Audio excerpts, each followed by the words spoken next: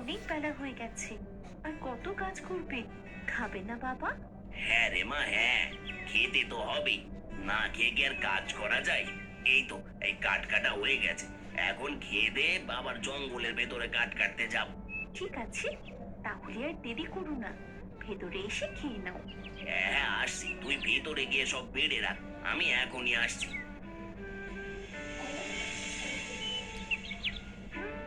পাগল মেয়ে একটা, সব সময় বাবার খেয়াল রাখে। মেয়েটা না থাকলে আমার যে কি হতো।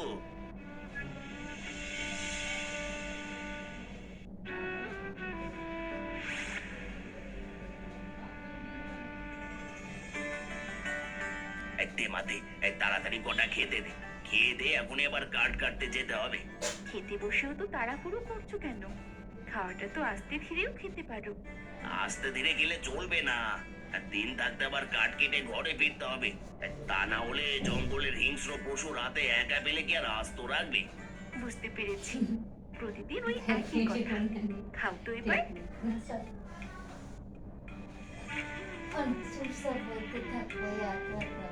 মারে, তোর মা মরার পর দিন থেকে সারাদিন তোকে অনেক কষ্ট করতে হয়। কিসের কষ্ট? শুধু রান্না করা আর কাপড় চোপড় ধোয়া, এতে আবার কষ্ট কিসের? কষ্ট তো তুমি করো বাবা, সারাদিন কাজ কেটে সেগুলো আবার মাথায় নিয়ে বিক্রি করো কি। কিন্তু এগুলো তো মেয়েদের বাপের বাড়িতে থেকে কারোর কথা না। এগুলো শ্বশুর বাড়ি গিয়ে পড়তে হয়। এখন একটা ভালো ছেলে দেখে তোর বিয়ে দিতে পারলে তবে আমি একটু শান্তি পাই। আমাকে বিয়ে দিয়ে পরের বাড়ি পাঠালে তোমার কি হবে? তোমাকে কি দেখবে? আর ওইসব বিয়েটা আমি করবো না। তাই বললে কি হয়? মেয়েদের তো শ্বশুর বাড়ি যেতেই হবে। খবরদার বাবা, আমার বিয়ের কথা একদম বলবে না। আমি বিয়ে করবো না, আমি তোমাকে ছাড়া থাকতে পারবো না বাবা। আর ঠিক আছে ঠিক আছে, আর বলবো না। আমার খাওয়া হয়ে গেছে। এবার আমি তাহলে আসি। ঠিক আছে যাও, কিন্তু দিন থাকতে ফিরে এসো। হ্যাঁ হ্যাঁ, দিন থাকতেই ফিরে আসবো।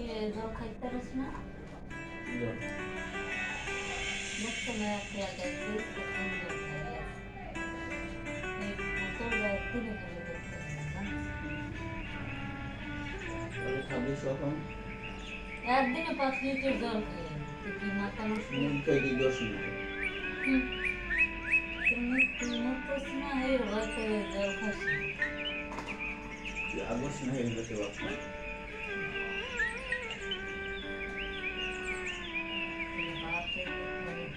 এই তো, এখানে একটা মোড়া গাছ পড়ে আছে। এটা কাটলে আজকের ঘড়ি হয়ে যাবে। এটাই কেটে নিয়ে যাই। মুখ খালি পান পান বাচ্চা না কোথাও দাম। বথক মতো খালি পান পান।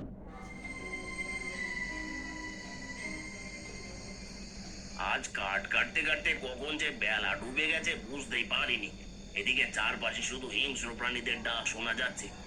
জানি না আজ সুস্থভাবে বাড়ি ফিরতে পারবো কিনা।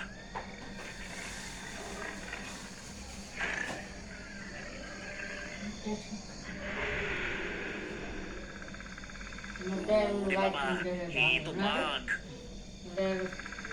কেমন না মোটায় লাইট বেশি দেয় না। এ বাবা, কোনো মতে চারটা হাতে নিয়ে পালিয়ে এসেছি। কিন্তু এত রাতে কোথায় যাই? এখন তো এই জঙ্গলে কোনো রাস্তাও চেনা যাবে না। তাহলে বাড়ি যাব কিভাবে? ওদিকে বাড়িতে মেয়েটা একা রয়েছে। না জানি মেয়েটা কত চিন্তা করছে। ওই তো ওখানে আলো দেখা যাচ্ছে। আর তার মানে ওখানে মানুষ আছে। আলোটা বেশি দূরে নয়। ওখানে গেলে কাউকে না কাউকে পেয়েই যাব। আর যাই যাই, ওখানে যাই, তাহলে রাতটা নিশ্চিন্তে কাটাতে পারবো। এত রাত হয়ে গেল, বাবা তো এখনো এলো না। কখনো তো এত রাত করেননি। বাবা কোনো বিপদে পড়লো না তো? বাবার কিছু হলে একাই জঙ্গলে কিভাবে থাকবো? হে আল্লাহ, তুমি আমার বাবাকে সুস্থ রেখো। ওই বাড়ি দিছে রাস্তা দেখতে এই তো দেখছি রাজপ্রাসাদ। তার মানে এই রাজপ্রাসাদ থেকে আলো দেখা গেছে। যাই হোক, বাঁচতে হলে ভিতরে যেতেই হবে। এই যে শুনছেন, কেউ কি আছেন? এই দরজাটা একটু খুলুন, খুব বিপদে পড়েছি, দরজাটা খুলুন, কেউ কি আছেন? ওই এলাকার মধ্যে আমার ঘর কাউকে তো দেখতে পাচ্ছি না, তার মানে দরজাটা খোলাই ছিল। আর যাই, আগে ভেতরে যাই। ভিতরে যেহেতু আলো জ্বলছে, তার মানে ভেতরে কেউ না কেউ তো আছে। কোথায় আমি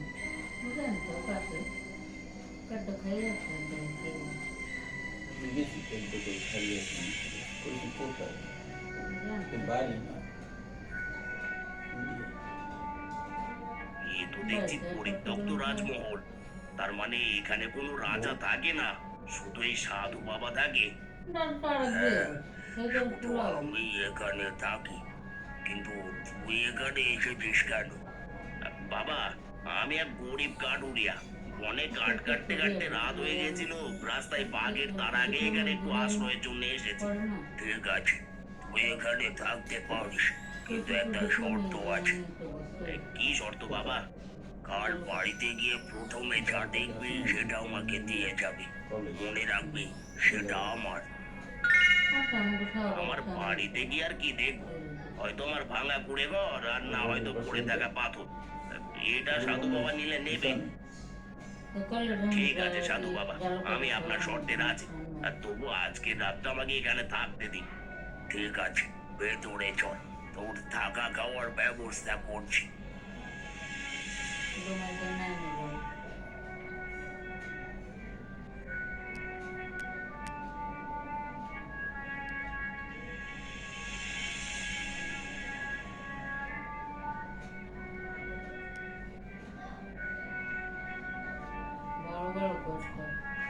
এগুলো খেয়ে আজকে রাতটা এখানে কাটিয়ে সকাল হলে সোজা বাড়ি চলে যাবি।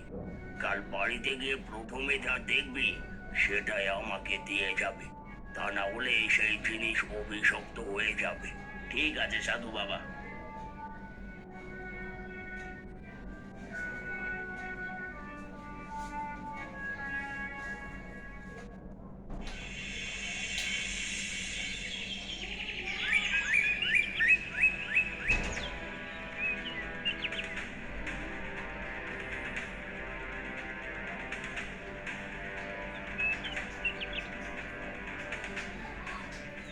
পরের দিন যখন গরিব কাঠুরিয়া তার বাড়িতে চলে আসে, তখন সে প্রথমে তার বাড়িতে তাকাতেই মেঘমালাকে দেখতে পায়। মেঘমালাকে দেখে কাঠুরিয়ার মাথায় আকাশ ভেঙে পড়ে। সঙ্গে সঙ্গে কাঠুরিয়া কান্না করতে শুরু করে। হায় হায় হায়, এ আমার কি সর্বনাশ হলো, আমার কি সর্বনাশ হলো গো! আমি কেন প্রথমে আমার মেয়েকে দেখতে পেলাম? হায় হায় হায়, আমার এ কি সর্বনাশ হলো! বাবা, কি সর্বনাশ হয়েছে? এভাবে কাঁদছো কেন? তুমি সারা রাত কোথায় ছিলে বাবা? মারে, যান বাঁচানোর জন্য আমি সারা রাত এক সাধুর হেফাজতে ছিলাম। সাধু আমাকে শর্ত দিয়েছিল, সেখানে থাকতে হলে সকালে আমার বাড়ির মধ্যে তাকিয়ে প্রথমে যা দেখতে পাবো সেটা সাধুকে দিয়ে দিতে হবে। কিন্তু আমি তো তোকেই প্রথম দেখেছি। এইসব কি বলছো? তুমি কি এটা বলে সাধুকে কথা দিয়েছো? হ্যাঁ রে মা, কথা দিয়ে এসেছি, কিন্তু তুই চিন্তা করিস না, প্রয়োজন হয় আমি সাধু বাবার হাতে পায়ে ধরে তার কাছ থেকে তোকে ভিক্ষে চাইবো। না বাবা, তুমি যখন কথা দিয়েছো আমাকে তো যেতেই হবে। চলো, এক্ষুনি ওই সাধুর কাছে চলো। কিন্তু মা, কোনো কিন্তু নয়। তুমি আমাকে হারানোর ভয় করছো, এই তো।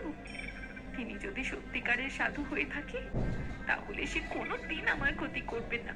চলো বাবা। ঠিক আছে, তাহলে চল।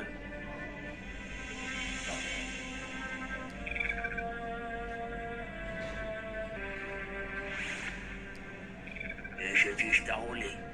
হ্যাঁ এসেছি সাধু বাবা, কিন্তু আমি আপনার কাছে ক্ষমা চাই।